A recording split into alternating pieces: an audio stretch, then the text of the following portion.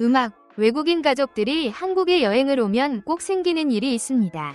바로 아이들이 집에 돌아가길 거부한다는 것이죠.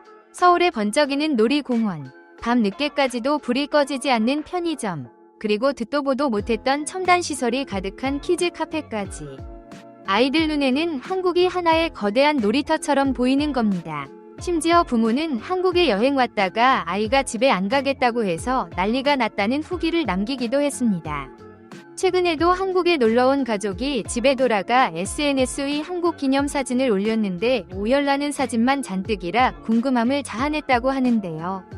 뉴질랜드 국적의 조르지 가족이 한국을 찾았습니다. 오랫동안 떨어져 지낸 남동생의 초대로 어린 두 아이와 함께 비행기에 오른 건데요.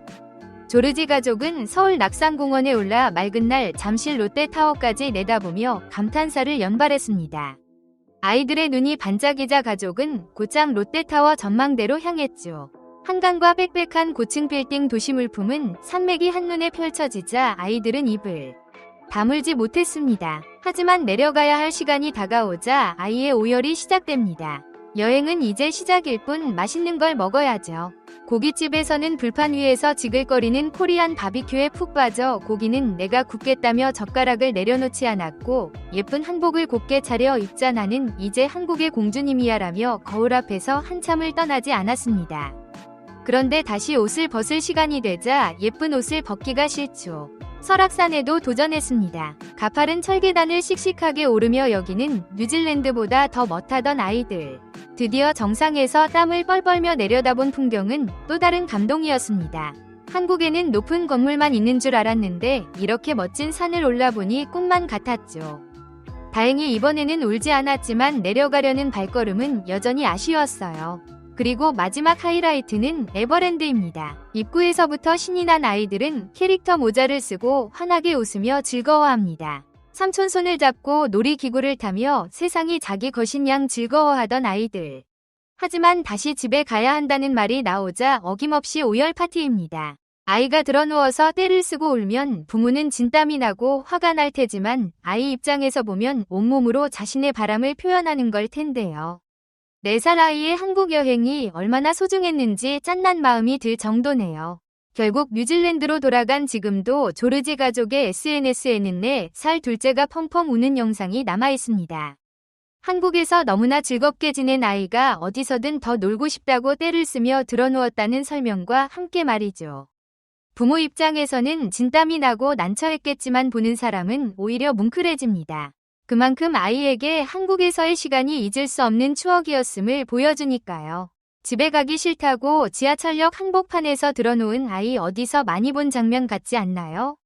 주인공은 다름 아닌 잉글랜드 프리미어리그 출신으로 지금은 FC 서울에서 맹활약 중인 제시 링가드의 딸 호프입니다. 호프는 아빠를 만나러 한국에 왔다가 영국으로 돌아가야 한다는 말에 그만 폭발하고 말았는데요. 사람들 가득한 길바닥에 그대로 드러누워 생떼를 쓰며 나 집에 안 갈래 온몸으로 드러냈습니다.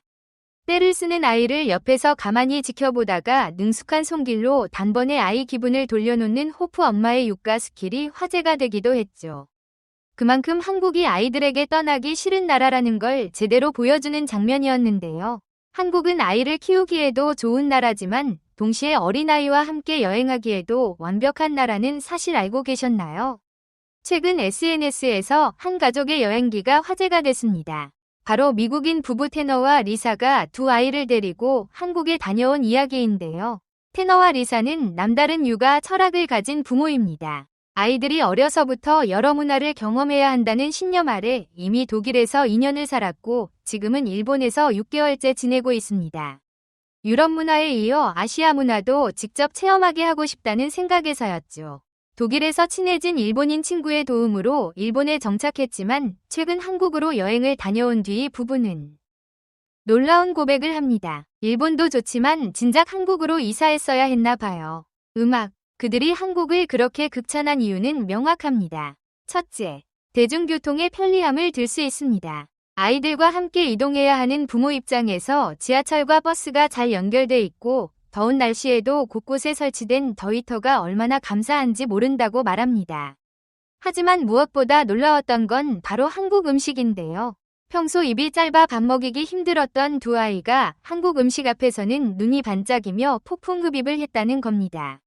밥투정을 하던 두 아이가 한국 음식이 입에 맞는지 너무 잘 먹고 있어서 신기할 정도랍니다. That was so good. It was simple like the soup itself and the broth was like simple had nice little shavings in there. 이 부분은 자꾸만 자연스럽게 도쿄와 한국을 비교하게 된다면서 느낀 점을 말하는데요. 아무래도 어린아이를 데리고 여러 나라를 다녀보면 아이를 데리고 다니기에 편한 곳에 마음이 가기 마련이겠죠.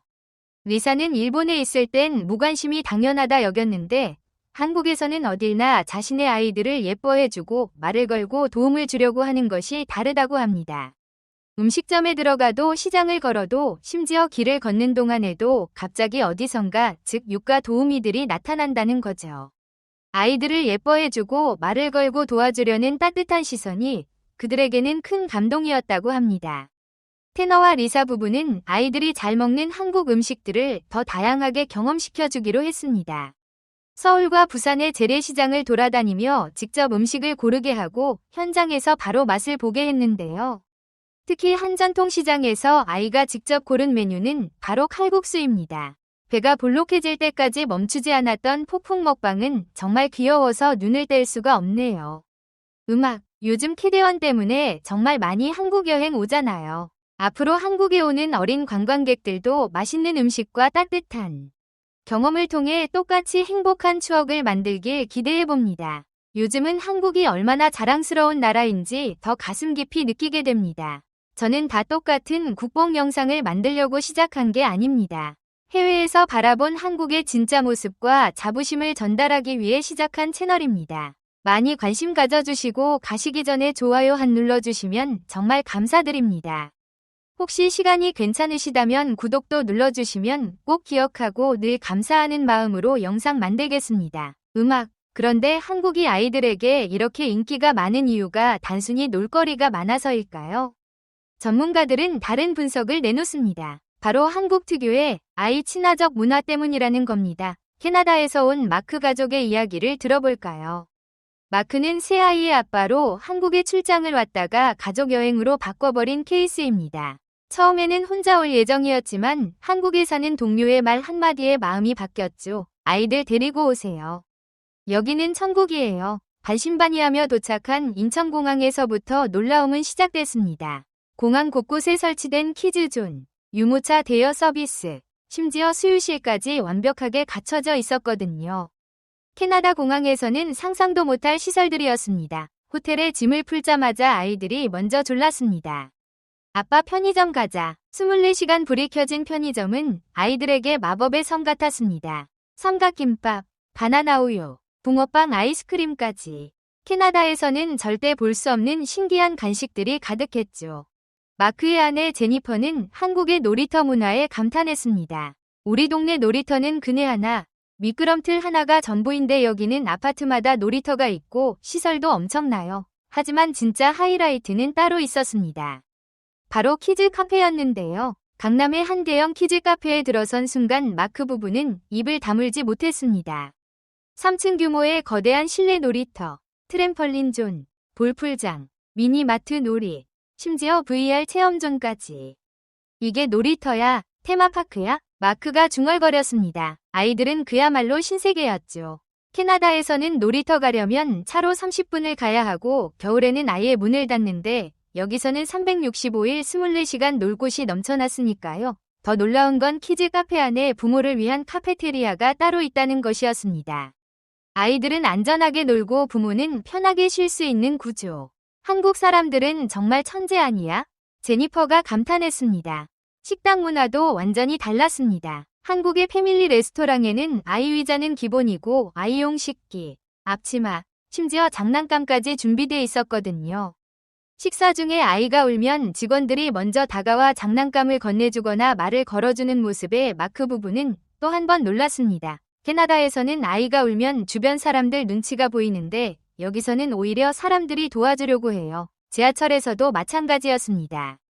유모차를 끌고 계단을 내려가려는 순간 어디선가 아저씨 두 분이 나타나 제가 들어드릴게요 하며 유모차를 번쩍 들어 올렸습니다. 임산부 배려석, 유모차 공간, 심지어 지하철역마다 있는 엘리베이터까지. 모든 게 아이와 함께하는 가족을 배려한 설계였습니다. 마크 가족이 가장 감동받은 순간은 따로 있었습니다. 명동거리를 걷다가 5살 막내가 갑자기 화장실에 가고 싶다고 했는데요. 당황한 마크가 주변을 두리번거리자 한 할머니가 다가와 저기 백화점 가면 어린이 화장실 있어요 하고 친절하게 알려주셨습니다. 영어를 못하시면서도 손짓 발짓으로 길을 안내해 주시는 모습에 마크는 눈시울이 붉어졌다고 합니다. 그렇게 2주간의 여행이 끝나고 공항으로 향하는 날, 예상했던 대로 아이들의 오열이 터졌습니다. 나 여기 살래. 캐나다 안 갈래. 새아이가 공항 바닥에 주저앉아 울기 시작했죠. 마크는 SNS에 이렇게 썼습니다.